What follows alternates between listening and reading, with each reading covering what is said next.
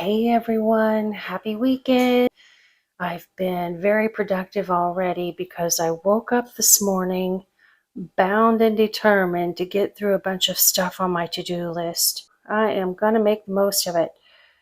So I spent about an hour and a half out on the patio enjoying my coffee and things at, you know, 6 o'clock in the morning. And then I got motivated.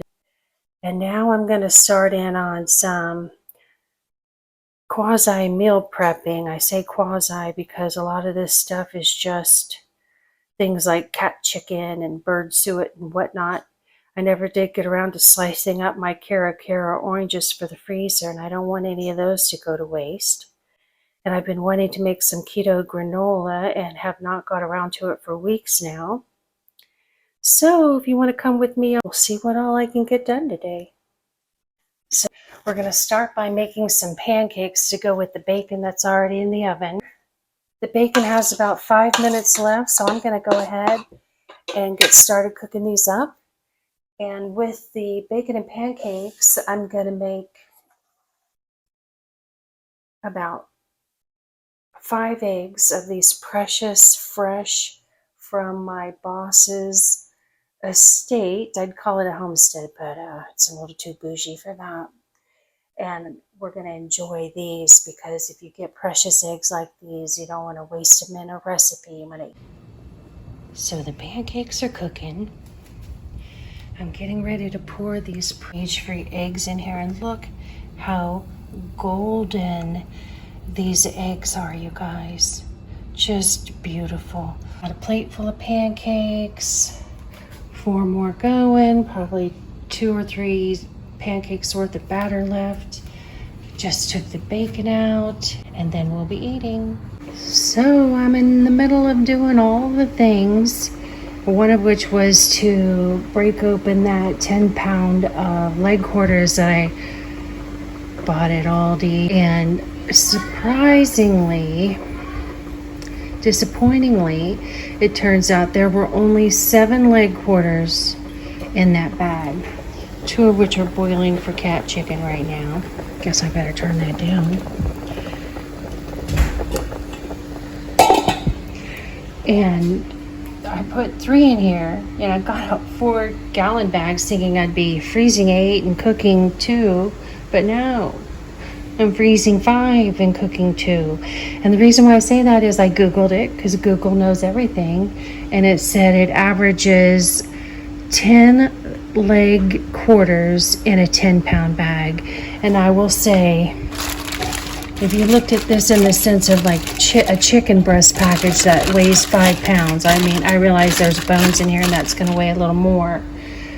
But that right there looks like maybe 5 or 6 pounds in the sense of if those were chicken breasts, right? So I should have weighed that sucker before I started breaking it up. Next time I will.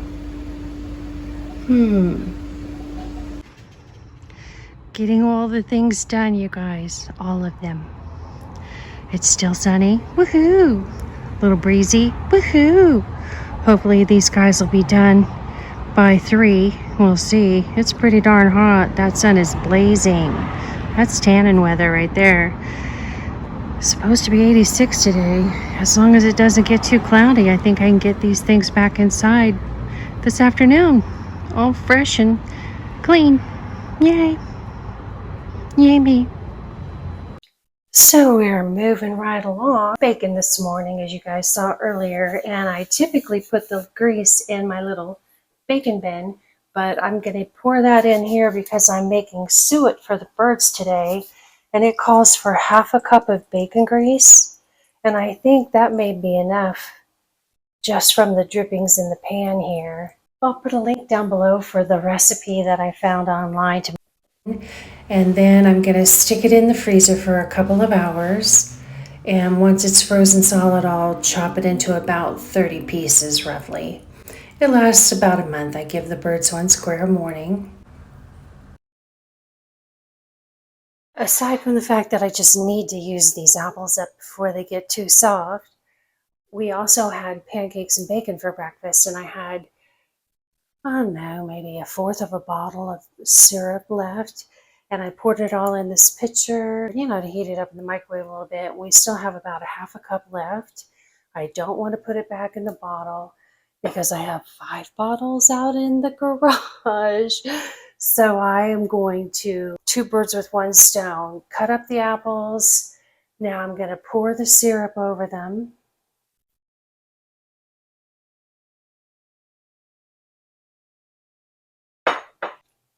Then I'm going to mix this up and throw it in the oven for about an hour.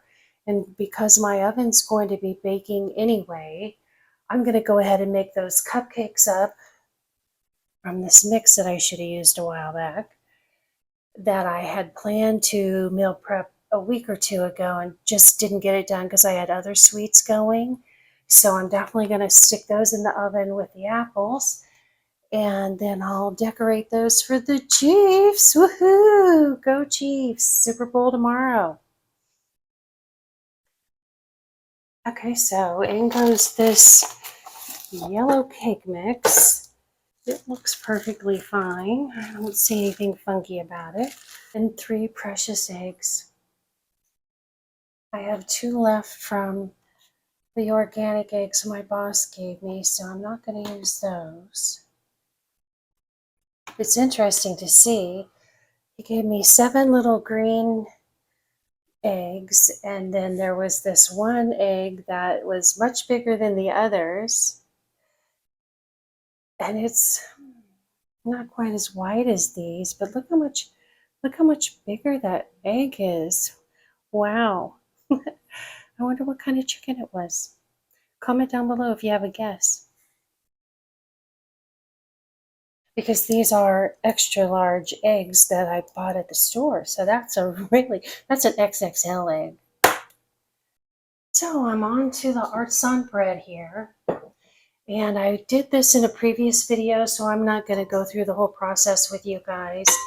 I am just piping in here to say I am down to only about 1.5 cups of olive oil. So I think what I'm going to do this weekend is pop into Home Goods because that is my store of preference for buying really good quality olive oil. So I got all the cupcakes made, but I just wanted to show you as I got to the end of popping them out of this silicone pan that you guys might want to know about this. I think my daughter got these at Target for me a couple years ago, and I hardly ever use them because I have the silicone cupcake holders. But then it dawned on me, you have to mess with taking those things off of each cupcake and yada. And so I decided, let me try these because I found these silicone pans work best if you're cooking something that does not need to be brown and crispy on the edges.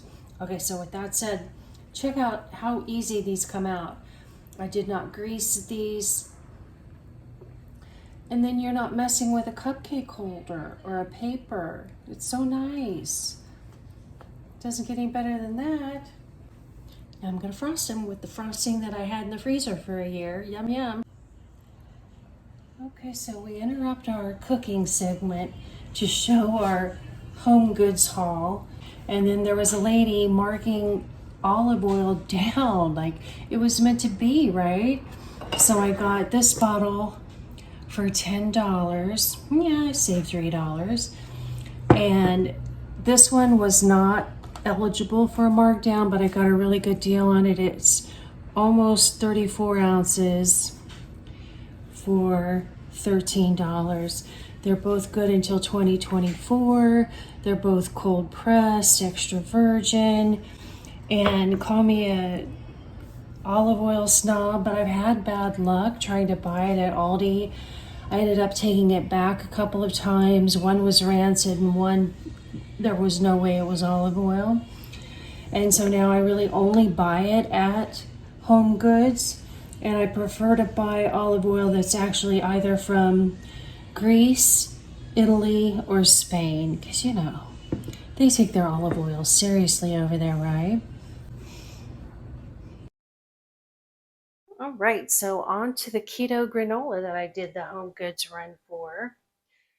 This recipe is one of those where you can flavor it 4 different ways, peanut butter, cinnamon spice, yada yada. I'll link it down below for you guys. I like the cinnamon because I eat it in my yogurt in the morning at work with some fruit.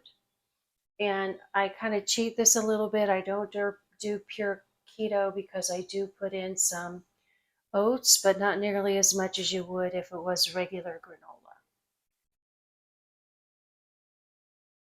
Okay, so I've got my oven preheating to 300.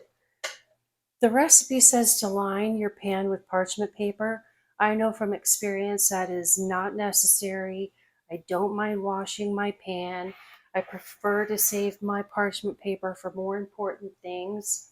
And this stuff, because it has the coconut oil in it, it comes off the pan just perfectly fine without a problem. I have not sprayed this pan with Pam.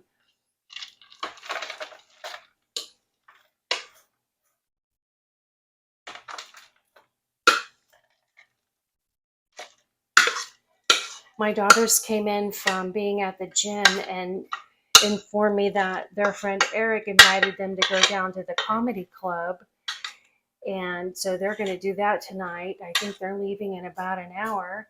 So guess who's getting out of making dinner for the YAs? And guess who's going to have seafood tonight instead?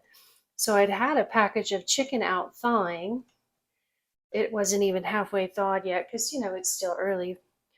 And I put it back in the fridge and I got out the bag of shrimp and I'm going to get it thawing.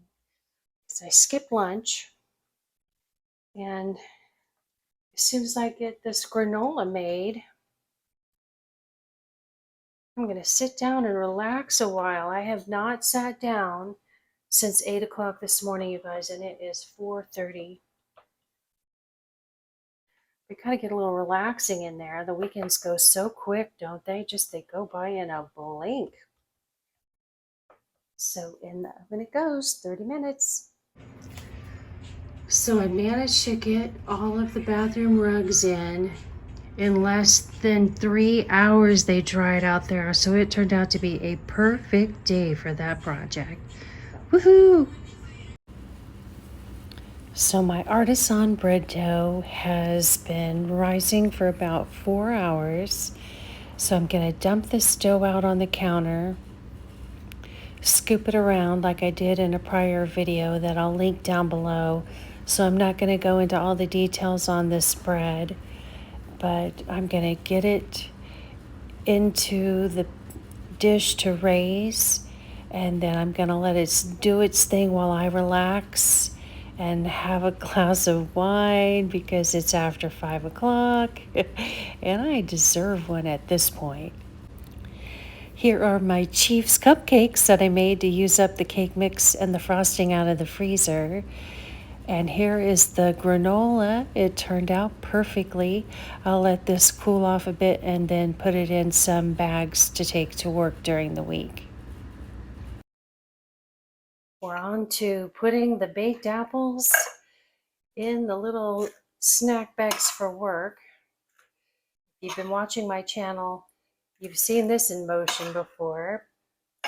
So I'm not going to drag it out other than to say I make 8 bags of this, put 4 in the fridge, 4 in the freezer, and I only have 1 left from the last round in the freezer. So this will be about 2.5 weeks worth right here.